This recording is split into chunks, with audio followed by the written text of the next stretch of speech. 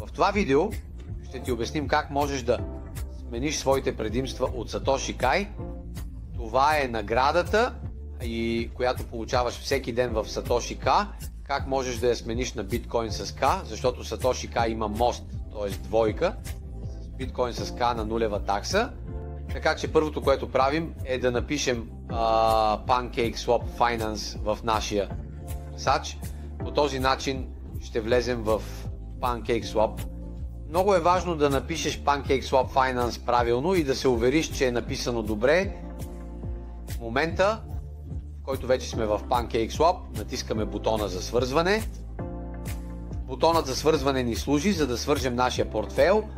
След като свържем нашия портфейл, имаме двойката BNB Cake, която виждате, и ние трябва да сложим двойка, където вместо BNB слагаме Satoshi K Bulk, който вече сме добавили в PancakeSwap, и трябва да добавим там, където пише, че трябва да добавим биткоин. Ако не сме го добавили или не сме го добавили преди, ще научим как да го импортираме. Много е лесно.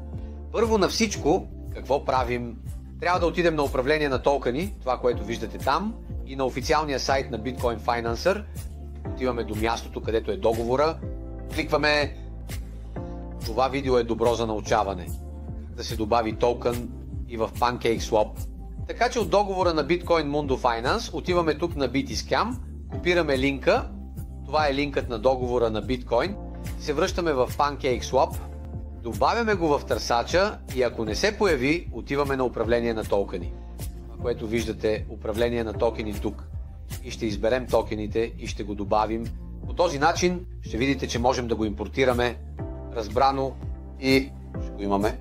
В този момент вече имаме двойката Satoshi, която искаме да продадем, а именно нашите дневни награди, които получаваме, можем да го продаваме веднъж в месеца, на всеки 6 месеца, веднъж годишно, всяка седмица, както искаме.